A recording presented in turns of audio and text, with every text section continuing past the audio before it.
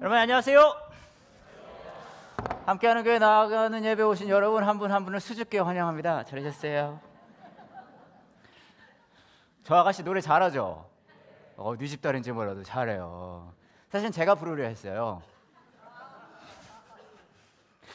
근데 이 꽃이 필 때, 꽃이 질 때 이 아픔을 제가 노래를 하면 여러분들이 그 아픔을 공유하실 수 있을 것 같아서 그랬는데 꼭 그러지 못하고요. 우리 다시 한번 찬양팀을 위해서, 우리 혜빈 자매를 위해서 좋은 음악 선물을 받았으니까 감사합니다. 나오실 때 많이 추우셨죠? 저는 오늘 그렇게 영하 막 10도 그런지 몰랐어요. 사실 아직 제가 젊은가 봐요. 죄송합니다 장로님. 하여튼 굉장히 추운데 그래도 이렇게 예배 오신 여러분 한 분 한 분 정말 환영하고요. 아까 막 광고해 주실 때 제가 카타르시스를 느꼈어요. 막 이러면서 인사 잘하고 일찍 와야 되는 거, 이거 매우 중요해요. 유치원에서 배우는 거죠, 여러분. 다시 한번 얘기합니다. 유치원에서 배우는 거예요. 그래서 제가 사실 인사 안 하려고 그랬는데 또 해야 될 것 같아요. 우리 이거 어렵습니다. 잘 들으세요. 앞뒤 좌우 사지선다 동서남북 좌우당간이에요. 아시겠죠?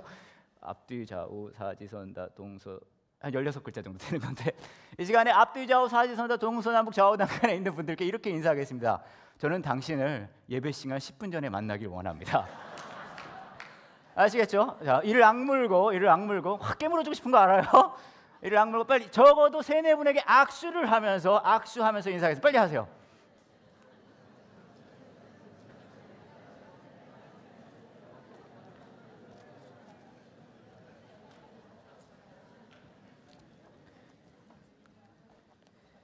어, 12월 한 달 동안은 저희가 성탄의 개론이라는 제목으로 성탄에 대한 이야기를 하고 있습니다. 그래서 세 파트 시리즈예요. 지난주에 시작했고 오늘이 2번째고요. 다음 주 줄리아노서 목사님 오시고 그 다음에 올해 마지막 주일날 이제 마지막 시간을 가질 예정인데요. 이번 시리즈 동안에는 저희가 마태복음 말씀에 나와 있는 성탄의 이야기를 저희가 같이 보고 있어요. 제가 부탁을 드렸죠? 뭘 부탁드렸을까요? 그거예요. 읽어보세요. 꼭 말씀 읽어보시고요. 그래도 성탄절인데 성탄에 대한 말씀은 좀 읽어봐야지 그나마 교회 좀 다니는 티는 나지 않겠습니까? 그러니까요. 꼭 읽어보시고요. 바쁘신 분들은 첫 2장이라도 읽어보시면 감사하겠습니다. 오늘은 그 2번째 시간이고요. 같이 보실 말씀은 마태복음 2장 13절부터 23절에 나오는 말씀입니다. 마태복음 2장 13절부터 23절이에요. 들어오실 때 받으신 주보에도 나와 있고요. 화면에도 나와 있고 성경에도 나와 있습니다. 마태복음 2장 13절부터 23절입니다. 저랑 여러분이 한 절씩 태그매치로 읽어보도록 할게요.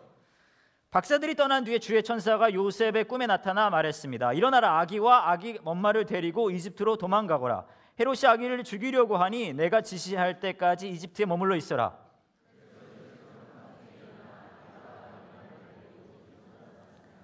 요셉은 헤롯이 죽을 때까지 이집트에 있었습니다. 이것은 주께서 예언자를 통하여 하신 말씀을 이루신 것입니다. 내가 나의 아들을 이집트에서 불러내었다.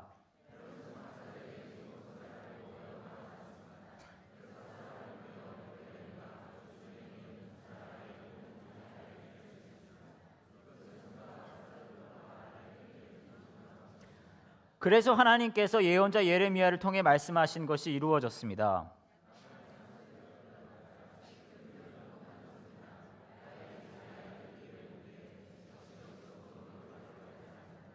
헤롯이 죽자 주의 천사가 이집트에 있는 요셉의 꿈에 나타났습니다.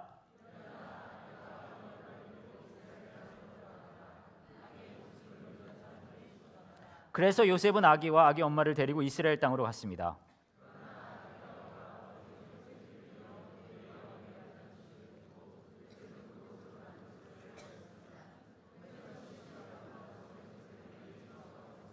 함께 읽겠습니다. 그는 나사렛이라는 마을로 가서 거기서 살았습니다. 그래서 예언자를 통해서 그는 나사렛 사람이라 부를 것이라고 말씀하신 것이 이루어졌습니다. 이제 한 달 정도 된 것 같은데, 여러분 한 달 정도 전에 수능이 있었잖아요, 그죠? 수능이 있었는데 여러분 중에서는 이제 뭐 시험을 본 수험생 자녀를 두었던 이제 그 부모님들 여기 계실 수 있을 것 같아요. 제가 이제 한국에 와서 저는 사실 수능을 보지를 못했어요. 제가 남자로서 대한민국의 남자로서 해야 할 게 두 개가 있는데 하나는 수능이고 하나는 군대인데 제가 그거를 다 어떻게 해서 못하게 됐어요. 원치 않은 원은 역시 말이 안 되네요. 마음이 없는 얘기를 하려니까 하여튼 저는 사실 감은 잘 안 오거든요. 근데 제가 한국에 와서 배운 것 중에 이 시험을 본 수험생들 대하는 자세가 좀 있어야 되겠다는 생각이 들더라고요. 여러분들도 이제 수능 시험을 본 수험생들을 이제 만나시고 막 그러실 수 있으실 텐데 있잖아요. 그 제일 중요한 건 이거예요. 시험 잘 봤는지 물어보지 마세요. 제가 보니까 굳이 할 얘기가 없어서 물어보시더라고요. 만났는데 그냥 뻘쭘하니까. 제가 배운 것 중에 하나는 뭐냐면요, 시험을 잘 봤는지 물어보는 가장 좋은 타이밍은 그 다음에 5월이에요. 네. 시험 보고 나서 절대 물어보면 안 되고 그 다음에 5월까지 기다렸다 물어보면 그때면 얘가 포기를 해요. 그래서 내가 그냥 이런 사람인가 보다 하고 5월쯤 됐을 때 제가 늘 하는 거거든요. 야, 그래서 너 어느 학교 다니냐? 그러면 아무 꺼리낌 없이 야, 저 그냥 거기 어느 학교 다녀요? 무슨 모르셨구나. 그러면 그래 그렇게 되지. 그러더라고요. 보니까 보면은 수능 수험생 중에 단 한 사람도 잘 본 사람이 없어요. 그거 아셨어요? 그 있잖아요. 그 신문에 나는 만점 맞은 막 그런 외계인들, 화성에서 온 애들, 그런 애들을 제외하고, 그런 애들도 보면 만점 이상을 노린 애들이요. 걔네들은 그런 애들을 제외하고 일반적인 사람이라면, 수험생들이라면 수능 시험을 잘 본 애들이 없기 때문에 어떤 그런 걸 제가 배웠어요. 왜냐하면 그만큼 이게 큰 게 중요한 느낌을 이들에게 주는 것 같더라고요. 제가 그 수능에 관련해서 하나 글을 본 게 있는데, 카톡 메시지거든요. 카톡 메시지. 아버지가 수능을 보는 수험생 아들에게 당일날 보낸 카톡이에요. 굉장히 훈훈한 내용입니다. 이런 내용이에요. 아들, 오늘 추우니까 옷 든든하게 입으렴. 그동안 공부하느라 힘들었지? 승자가 된다면 자만하지 말고 패자가 된다 해도 절망하지 마라. 오늘이 끝이 아니라 시작에 불과하다는 거 잊지 말고 시험 잘 보렴. 저녁에 집에서 보자꾸나. 아빠가 언제나 사랑해. 감동적이죠? 아빠가 그 이른 아침에 아들에게 이제 카톡으로 이렇게 보내주는 거예요. 막 배경음악이 흐르는 것 같이 정말 훈훈한 내용이잖아요. 이 훈훈한 내용을 받은 아들이 답 카톡을 보냈어요. 아빠, 나 아직 고2야.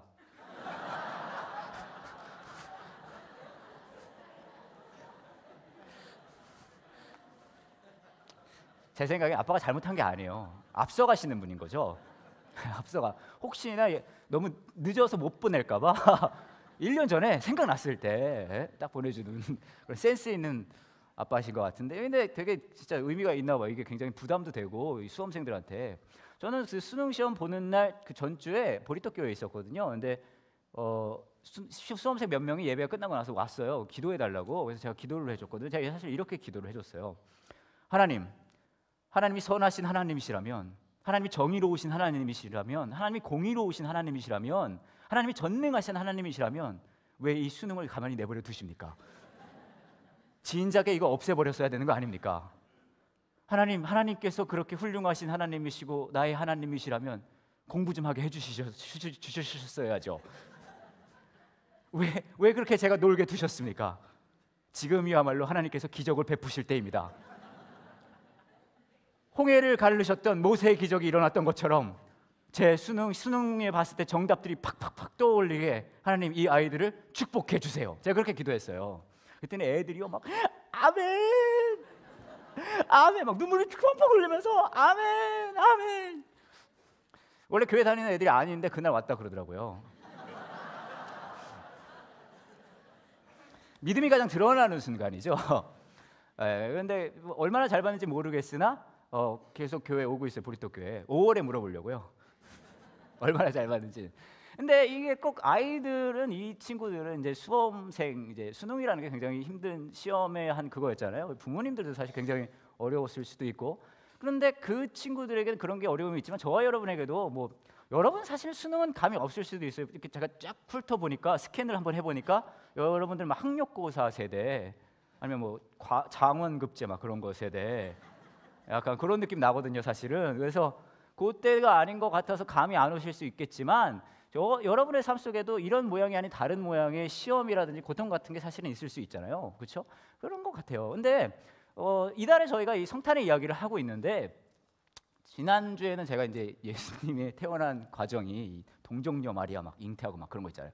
그 약간 막장 드라마랑 비슷하지 않은 뭐 그런 얘기 했어요. 제가 깜짝 놀란 게 예배 이 설교 중에 중간에 나가시는 분들이 계실 수 있거든요. 그러면 거기서 탁 듣고 끝이 나니까 오해하시더라고요. 끝 부분이 중요한데. 근데 하여튼 그런 말씀을 드렸고, 제가 오늘은 무슨 생각이 들었냐면, 오늘 이야기가 여러분 요셉의 가족이 잘 아시는 내용이잖아요. 그 동방 박사가 올 때 그 왕한테 들렸다 오잖아요. 왕 어디 유대인의 왕이 태어났다고 하는데요. 그러고 이제 왔다가 가는데 왕이 그렇게 얘기해요. 너네 들렸다 가라. 나도 거기 좀 가서 손 좀 봐주게. 그 얘기했는데 안 들리고 그냥 집으로 그냥 가요. 집으로 그쯤 가니까 왕이 화났어요. 기쁜 빡침을 경험을 하는 거예요. 그러더니 뭐예요? 그 동네에 있는 2살 아래 남자애들 다 죽입니다. 근데 천사 나타나요. 요맘때 한번 나타나줘요. 하나님의 음성이 들리는 거예요. 뭐래요? 도망가라. 이집트 갑니다. 그렇죠? 그리고 나중에 괜찮아졌을 때 다시 돌아오는 내용이에요. 근데 여러분 이 내용이 어렸을 때 막 주일학교 또 듣고 막 크리스마스가 되면 드라마도 나오고 뭐 영화도 할 수 있고 막 그러니까 막 너무 아름답고 멋진 장면이긴 한데, 저는 이런 장면을 보면서 늘 드는 생각이, 여러분은 모르겠어요. 근데 요셉이 너무 고생하는 것 같지 않아요? 그죠? 그런 생각 안 해보셨어요? 네, 너무 고생. 아니 여러분 생각해 보세요. 인류를 구원할 구원자가 태어난 가정인데 그 정도 되면 어느 정도 좀 평소 아파트 좀 해주고 그래야 되는 거 아니에요? 그렇잖아요. 또 얘 키우려면 학군 좋아야 되는 거 아니에요? 이왕이면 좋은 학교, 좋은 대학 가면 좋잖아요, 예수님. 그죠? 그런 생각 안 해보셨구나. 저는 자식을 키우는 입장에서 요셉이 그게 뭐죠? 그런 이입이 되더라고요. 아니 그러면은 적어도 인류를 구원할 구원자를 보내줬으면 거기에 합당한 이런 걸 환경을 좀 갖춰줘야 되는데 이게 웬일이에요? 겨울에 막 약혼녀가 임신을 그냥 한 것도 적어왔는데 갑자기 온 나라가 이 사람들을 죽이려고 난리가 난 거예요. 그러다가 막 다른 나라 가 있어야 되죠. 거기서 외국인으로 여러분 외국인으로 사는 게 쉬운 게 아니에요, 여러분. 예? 그러다가 다시 돌아와가지고 또 막 사는, 이게 너무 힘들어 보이지 않으세요? 여러분 얘기가 아니라서 뭐 전혀 들리지가 않는군요. 뭐 여러분만 고생 안 하면 되잖아요, 그렇죠? 근데 저는 이런 걸 보면 요셉이 너무 이게 무슨 잘못이 있어요, 이 친구가. 그렇잖아요. 그런 생각 들더라고요. 너무 좀 뭐라 그럴까요? 예수님이 태어난 얘기는 이제 와서 정직하게 고백하건데 너무 좀 빈티나요. 그런 생각 안 해보셨어요? 막 너무 빈티. 요셉이 예수님을 데리고 가서 살았던 동네 이름이 나사렛이잖아요. 이 나사렛이라는 동네가 여러분 굉장히 존재감이 없는 동네예요. 구약에서도 언급이 아예 안 되고요. 그 다음에 이 나사렛이라는 동네가 성경학자 그런 얘기를 하더라고요. 마을이 아니었대요. 뭐였냐면 운막촌이었대요. 운막촌. 그러니까 마을이 아니라 가난하고 찌질하게 정말 가난한 사람들이 모여가지고 운막 짓고 사는 그 동네에 예수님이 살았다는 거예요. 정말 예수님 찌질하게 가난하게 사신 거예요. 그럼 너무 좀 너무하잖아요. 이렇게까지 해야 되는가? 그런 생각 들지 않아요? 그런데 우리는 너무 크리스마스 굉장히 화려해요. 생각해봤는데 왜 우리는 이렇게 화려할까? 예수님은 이렇게 없이 사셨는데. 그러니까 우리는요, 이 빈티나는 예수님을 원치 않아요.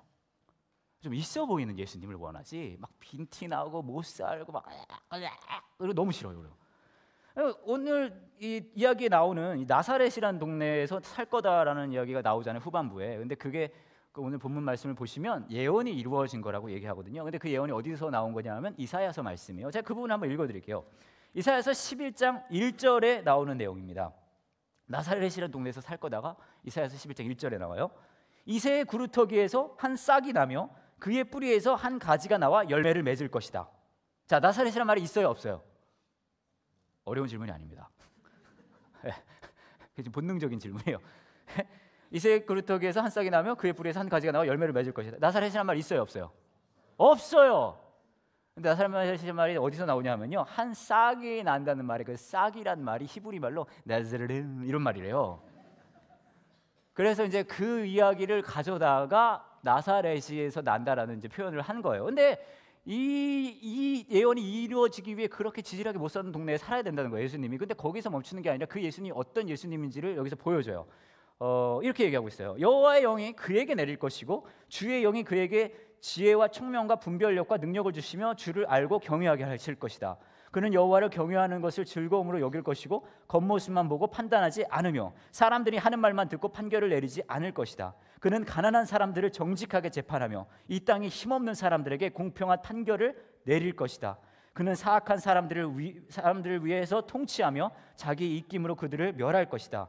그는 정의와 성실을 허리띠처럼 두를 것이다. 완전 은혜되죠, 여러분. 하지만 저와 여러분의 삶 속에 크게 도움은 안 되는 것 같아요. 그렇지 않아요?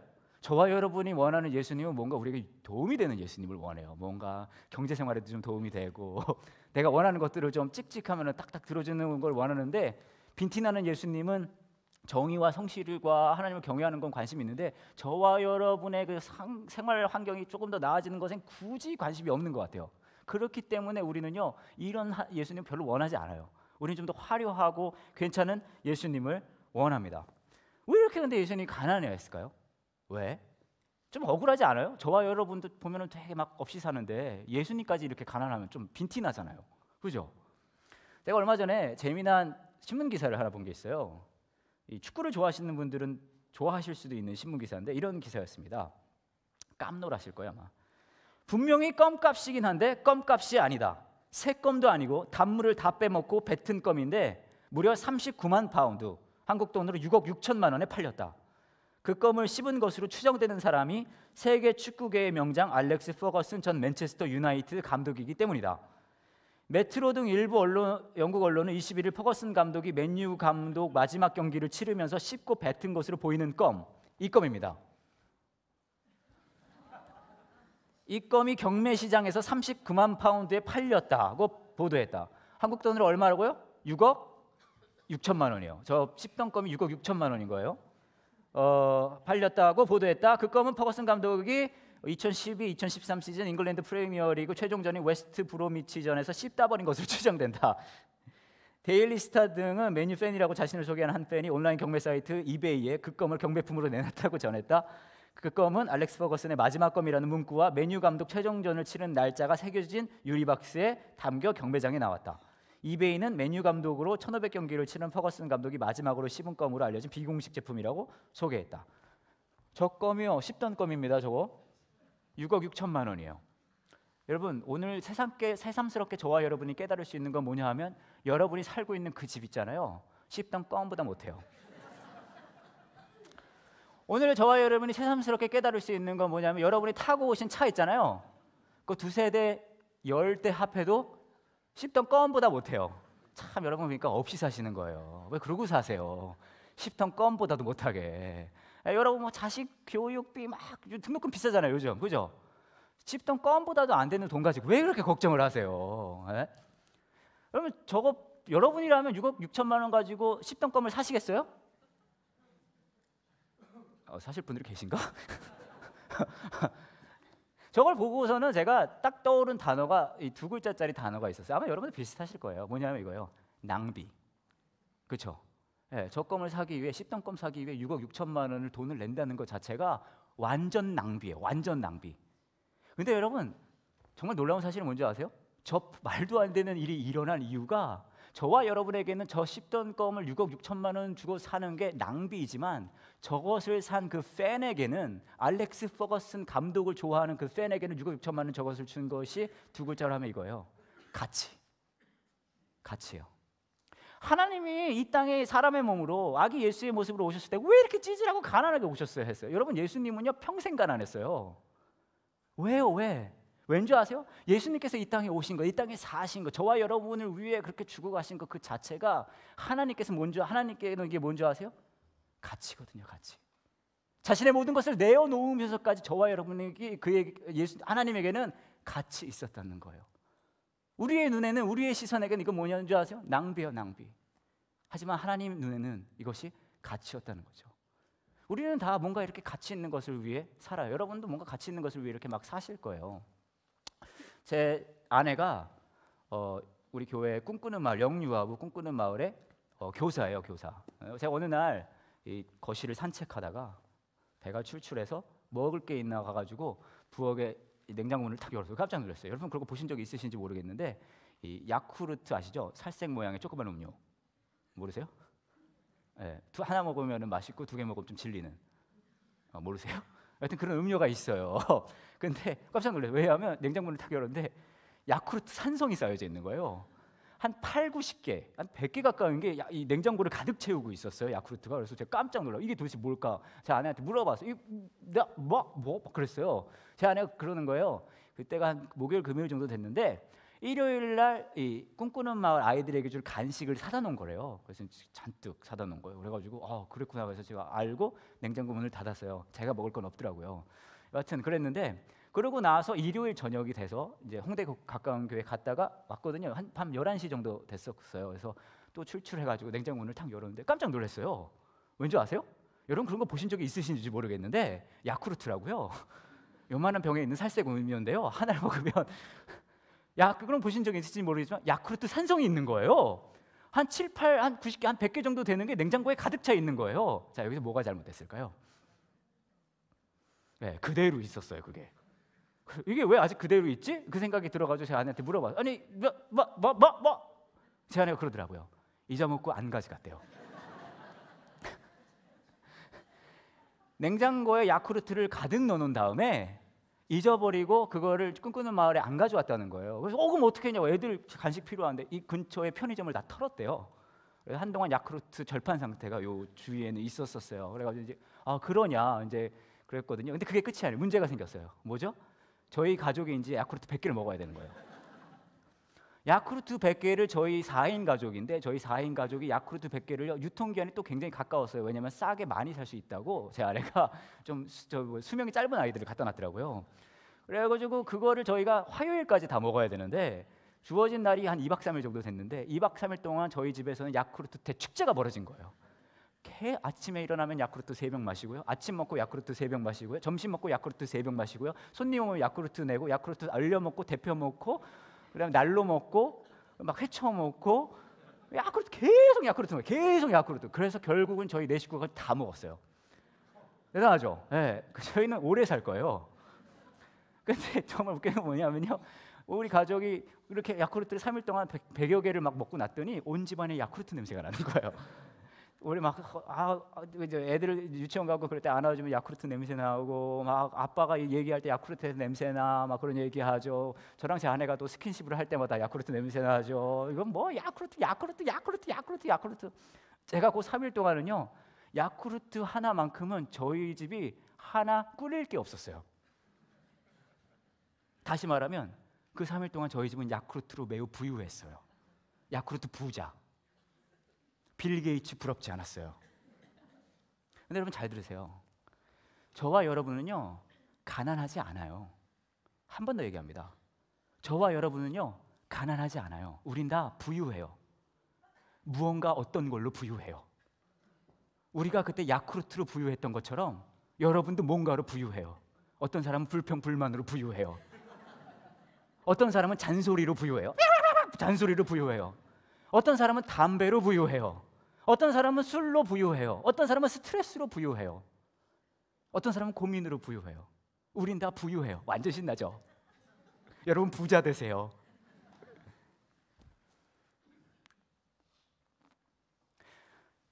성탄의 의미는 뭔지 아세요? 예수님께서 이 땅에 오신 것은 자신의 모든 것을 다 버리고 그렇게 막 죽어라 고생하고 가난하고 어렵게 사신 이유는 우리가 그만큼 그분에게 가치가 있었기 때문이에요. 우리로 인해서 그분이 부유하셨기 때문이에요. 플러스 더 중요한 건 뭔지 아세요? 우리에게 이 질문을 던지세요. 너는 무엇으로 부유하니? 너의 삶은 무엇으로 채워져 있니? 너의 삶에 가장 가치 있는 게 무엇이니?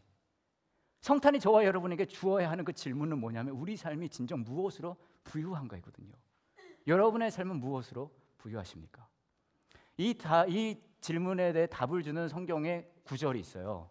여러분 성경 많이 읽어보신 분은 아시겠지만 사도행전 3장쯤을 보시면 베드로라는 사람이랑 요한이라는 사람이 예수님의 제자인데 성전에 기도를 하러 갑니다. 근데 가는 길에 옆에 누가 있죠?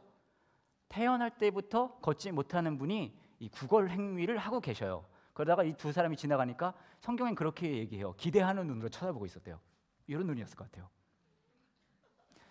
그러고 쳐다보니까 이 두 사람이 부담을 느꼈어요. 뭔가 줘야 될 것 같은. 여러분 잘 아시는 대사를 그때 명대사를 이때 이 두 사람이 합니다. 뭐죠, 여러분? 잘 아시죠?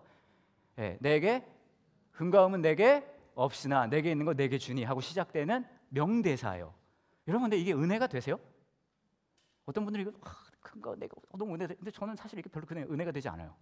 이러면 훨씬 더 은혜 될 것 같아요. 금강은 내게 많으나 완전 좋을 것 같지 않아요? 금강은 내게 넘치나 현천이 막 흘러내리나 좋잖아요. 네? 그렇잖아요. 막 현재 막 흘러내리나 골프 회원권이 5개 정도 되나, 그죠? 완전 좋잖아요. 은혜되잖아요. 아멘. 금가은 내게 넘치나. 근데 짜증나는 건 뭔지 아세요? 금가은 내게 있어요, 없어요? 완전 짜증나요. 그렇죠? 그런데 이렇게 얘기합니다. 금가은은 내게 없으나 내게 있는 걸 내게 주니. 그게 뭐예요? 뭐 있대요? 금가은도 없고 없이 사는데 뭐 하나 있다고요? 나사렛 예수의 이름이 있대요. 지금은 이게 굉장히 멋있게 들릴지 몰라도 그 당시에는 굉장히 이거 없게 들리는 소리예요. 왠지 아세요? 나사렛이라는 동네가 제가 아까 뭐라고 말씀드렸어요? 운막촌이에요. 그러니까 이런 식으로 들린 거예요. 그 당시 사람들에게는 나사렛 예수의 이름으로 일어나 걸어라가 아니에요. 멋있는 게 아니라 달동네 예수의 이름으로 일어나 걸어라요. 운막촌 예수의 이름으로 일어나 걸어라요. 가난뱅이 예수의 이름으로 일어나 걸어라요. 찌질이 예수의 이름으로 걸어라요. 빈털털이 예수의 이름으로 걸어라요. 생활보호 대상자 예수의 이름으로 걸어라요. 근데 이 말씀이 힘이 되는 이유는 뭐냐면 예수 그 두 글자가 이것에게 우리에게 힘이 된다는 거예요. 금가은도 없고 사는 것도 거지 같지만 예수 그 자체로 내 삶이 부유해지기 때문에, 예수 그 자체로 내게 힘이 되기 때문이거든요. 예수님이 이 땅에 오신 그 어렵고 그 험난한 과정 속에서, 그렇게 사신 과정 속에서, 그렇게 죽어가신 과정 속에서 우리에게 보여주시는 건 우리가 그만큼 하나님께 가치 있는 존재라는 거예요. 낭비할 만한 가치가 있다는 거죠. 그리고 우리에게 묻습니다. 은과 금은 너에게 없겠지만 너에게 있는 것, 그 빈털터리 예수, 그거면 족하지 않니라고 묻습니다. 그 말도 안 되는 그 예수 그리스도의 부유함이 여러분의 삶 속에는 있습니까? 제가 최근에 깨달은 사실이 하나 있는데, 그저 오랜 세월 동안 몰랐거든요. 여러분 그거 아시죠? 그 신용카드를 긁으면 문자가 가요. 그렇죠? 아세요? 네, 카드 좀 있으시잖아요. 근데 흔히 저는 몰랐는데 카드 긁으면 문자가, 저희 집은 제가 카드를 긁으면 문자가 아내한테 가요. 전 다 그런 줄 알았어요. 근데 아니더라고요. 대부분의 집은 여자분이 카드를 긁으면 남자한테 문자가 가더라고요. 혹시 오늘 이거 깨달은 분 계신가? 가정 불화로 이어질 수 있는데 뭐 제 책임이 아니니까. 근데 놀랐어요. 왜 다 남자가 긁으면 그 여자한테, 그러면 이제 이 여자분이 딱 긁으면 남자한테 문자가 가니까 남자분이 바로 전화해가지고 막 이런 일이 벌어지잖아요. 그런데 저희 집은 제가 긁으면 문자가 제 아내한테 가요. 근데 여러분이 이제 여기까지 말씀을 상상하시는 게, 제가 카드를 긁을 때마다 제 아내가 저한테 전화를 해가지고 막 이러잖아요. 그럼 제가 또 막 제 아내 이런 거 이제 상상하실 수 있잖아요. 막 이런 거 있잖아요. 근데 놀랍게도 여러분, 제 아내는 제가 카드를 긁고 문자가 갔는데 단 한 번도 제게 전화를 한 적이 없어요. 제 아내가 그런 아내예요. 네. 딱 한 번 제게 전화한 적이 있어요. 카드를 제가 긁고 나서. 그게 언제냐면 약국이었어요. 제 몸살이 막 나가지고 나는 것 같아서 약을 사 먹으려고 딱 긁자마자 아내한테 전화가 오는 거예요. 저희 아내가 저한테 전화를 하고서는 막 이러지 않으셨어요. 뭐라는지 아세요? 남편 어디 많이 아파? 힘들면 집에 와서 쉬어야지. 집에 와서 쉬어, 괜찮으니까. 이렇게 얘기하는 거예요.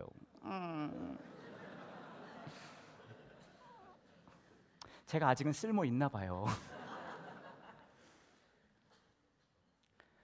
우리가 기대하는 구원자는 신용카드 같은 구원자 원하는 것 같아요. 크레딧 카드 같은. 하나님 이걸 원합니다. 칙, 그죠? 저거 좀 해주세요. 삑. 이제 제가 한 가지 말씀드릴 수 있어요. 그거 잘 응답 안 돼요. 이런 거 얘기해주는 교회 별로 드물어요. 분명히 얘기할게요. 수많은 임상 실험을 통해서 입증이 됐어요. 진짜요. 어디서 임상 실험한 줄 아세요? 옆에 있는 사람을 보시면 알아요. 잘 안 되더라고요. 여러분, 예수님께서 이 땅에 오신 건 저와 여러분의 크레딧 카드가 되시기 위해 오신 게 절대 아니에요. 대신 왜 오신 줄 아세요? 그걸 물어보러 오신 거예요. 너 많이 아프니? 너 많이 고통받고 있니? 너 많이 절망했니? 다시 일어설 수 없니? 하지만 너 나와 함께 쉴 수 있어. 내가 너의 휴식이 될게. 내가 너와 동행할게. 내가 너의 구원이 될게. 내가 네 삶을 더욱 아름답게 만들게.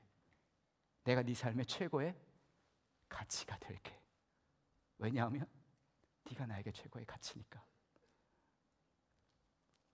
왜 성탄이 기쁩니까? 간단해요. 하나님께서 저와 여러분을 위해 낭비하는 것을 마다하지 않으셨어요. 그만큼 사랑을 보여주시는 것을 마다하지 않으셨어요. 그리고 우리에게 묻습니다. 너 내 마음 아니? 너는 나를 위해 낭비하고 있니? 내가 너에게 최고의 가치이니.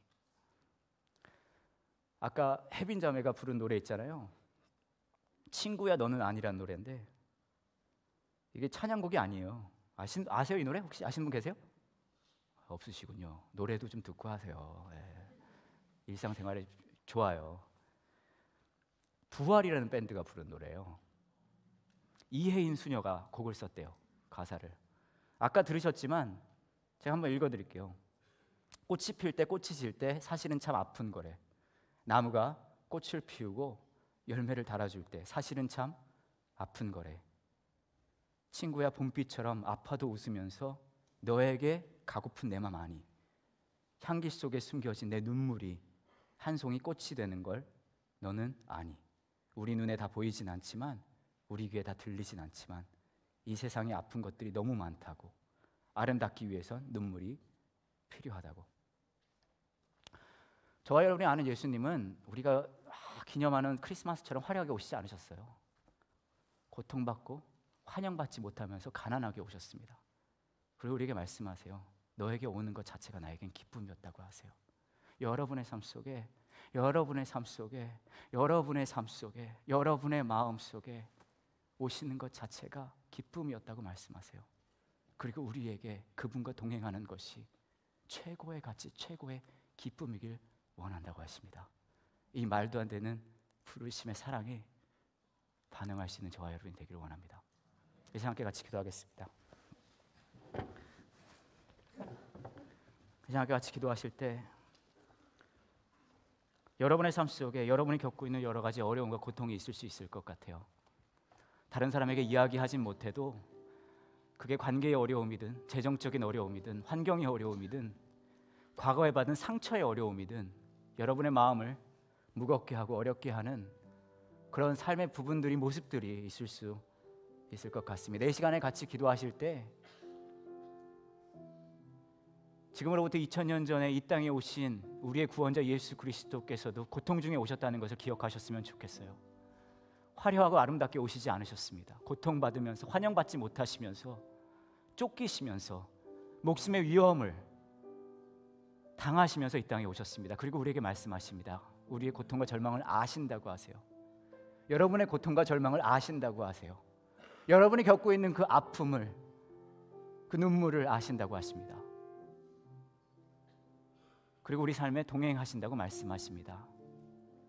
이 시간에 함께 같이 기도하실 때에 여러분의 삶이 그렇게 어렵고 고통스럽다 하더라도 하나님 앞에 얼마나 큰 기쁨이 되는지, 얼마나 그 가치가 있는지 이 예수 그리스도의 오심을 통해서 다시 들으셨으면 좋겠습니다. 그리고 이 시간 기도하실 때 나 역시 하나님 예수 그리스도가 내 삶의 최고의 가치가 되길 원합니다. 그분의 성품과 그분의 정의와 그분의 은혜와 사랑을 내 삶 속에 채워나가길 원합니다. 내 삶이 예수로 부유해지길 원합니다. 예수님 자체가 내 삶의 부유함이 되길 원합니다. 이렇게 함께 같이 기도하시겠습니다.